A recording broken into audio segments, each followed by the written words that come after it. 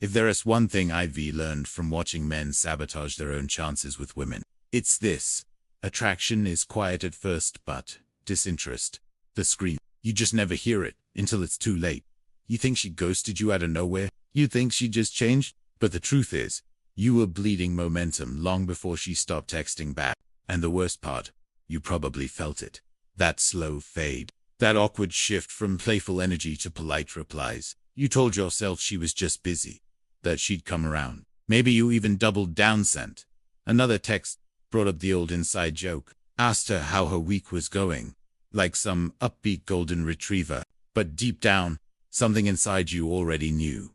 She was gone. By the end of this video, you'll know exactly how to recognize the signs, why it happened, and what you need to change to make sure it doesn't happen again. You need to understand something most men never figure out.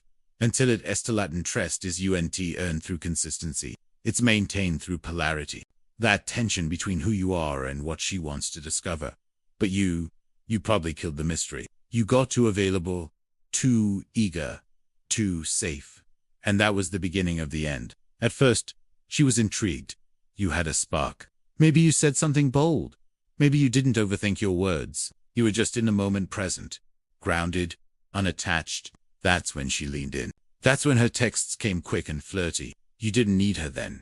And that's exactly why she was drawn to you. But something changed. You started liking her more than you liked yourself.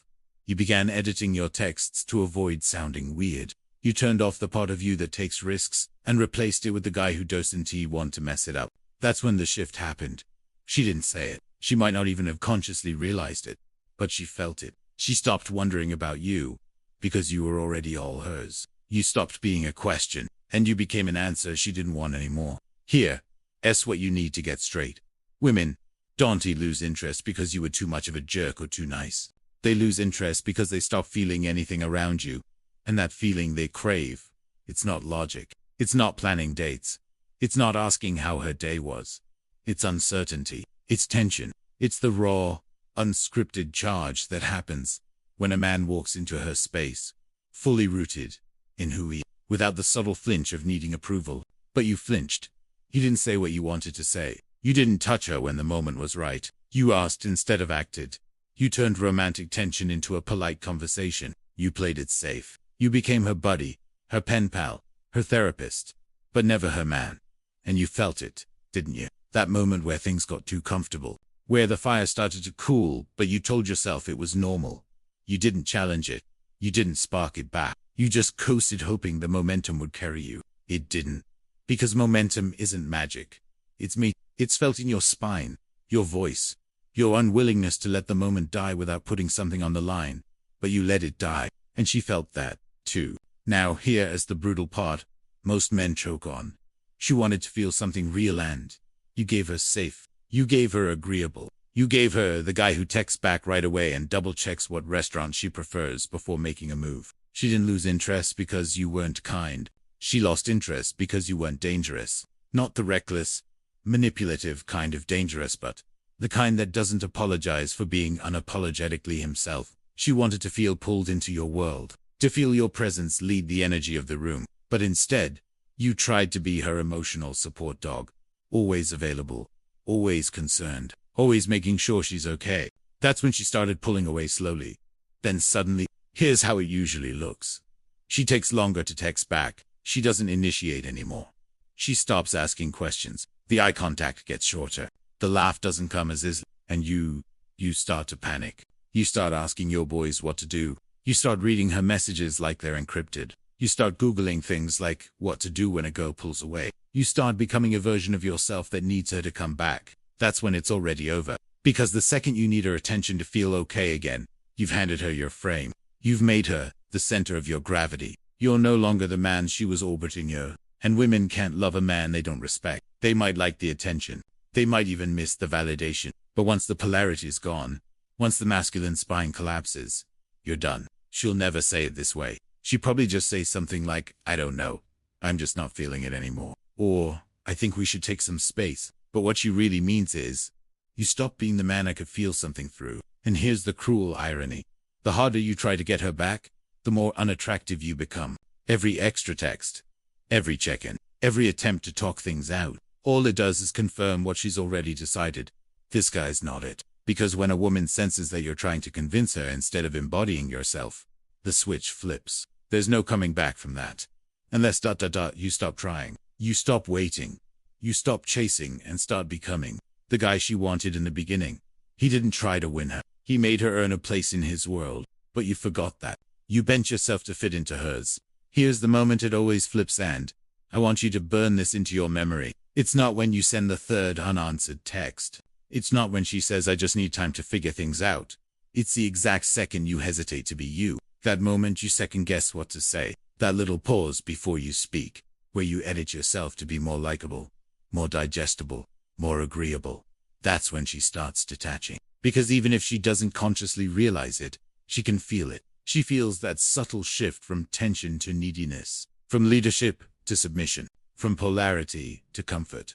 And comfort is great for friendships, but attraction that lives in discomfort, in challenge, in risk. The truth is, you became predictable, emotionally available in all the wrong ways. He thought closeness was the goal, but it was mystery that drew her in. It was edge. It was uncertainty. You flattened your presence into something polite and sweet and emotionally mature. But in doing that, you neutered the very energy that pulled her toward you in the first place. And now, instead of seeing you as a man with his own gravity, she sees you as another guy orbiting hers. Another dude who calls her queen and checks in too much.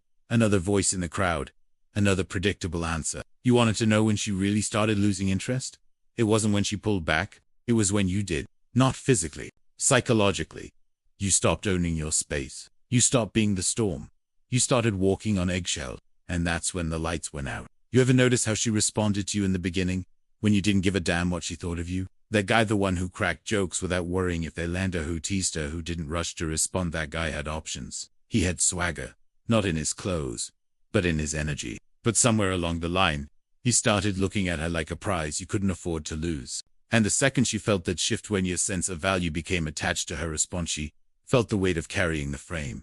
That's why she pulled away. Because deep down, she didn't want to be in control. She wanted to surrender to your leadership, to your energy, to your decisiveness. But you kept waiting for her cues. You stopped leading. You want her back. You want her to look at you like she used to. Then stop giving a damn about what she thinks.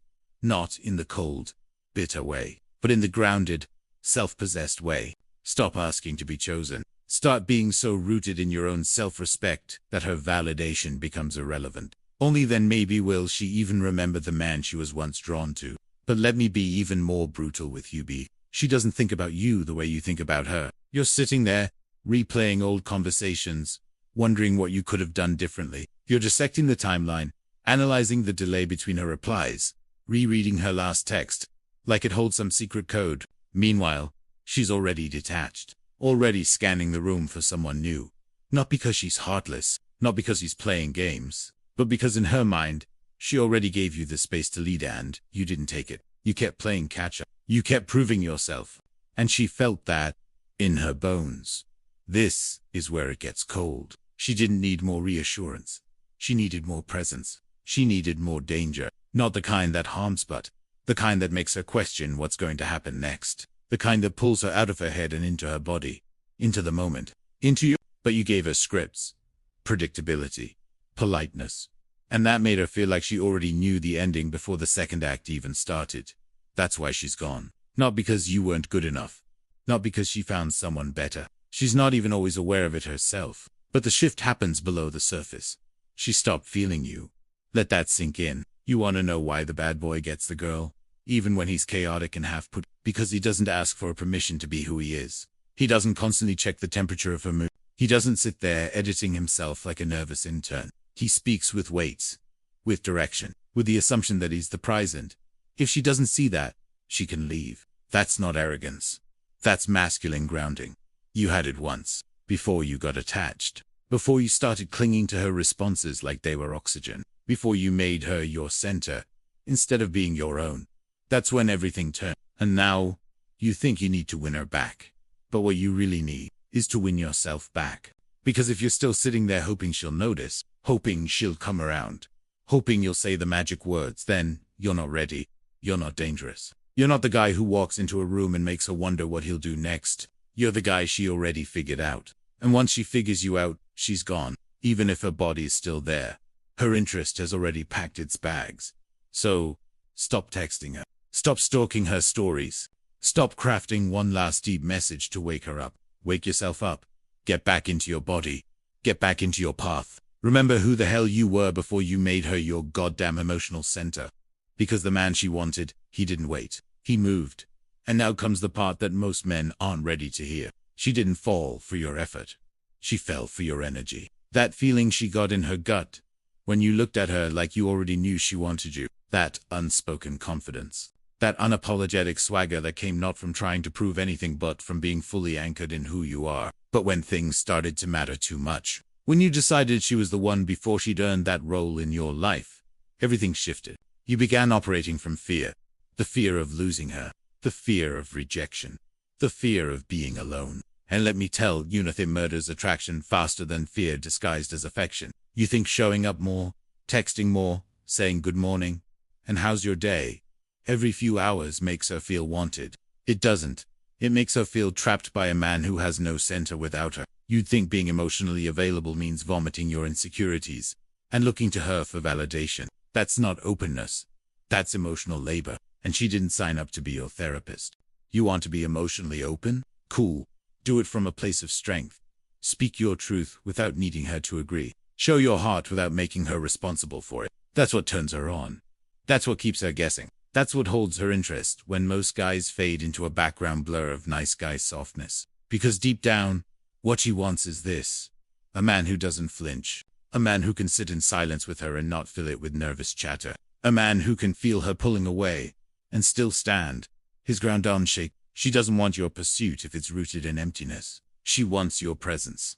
She wants your direction. She wants to feel like if she steps out of line, you won't yell, you won't beg, you won't whine, you'll simply leave. Not out of anger, but because you know your worth. You know who you are, and you refuse to compromise that for anyone. That's the guy she thinks about late at night. The one who didn't need her. The one who wasn't afraid to lose her. The one who left space for her to want him because he wasn't crowding her with need. She doesn't remember the guy who sent the flowers and the texts and waited on her every whim. She remembers the guy who was building something bigger than her and let her decide whether she was worthy of being a part of it. You lost her interest when you made her your mission. You get it back if ever by returning to yours. Not to impress her, but because you finally remembered the man you were before she showed up. And that man, he doesn't chase. He leads.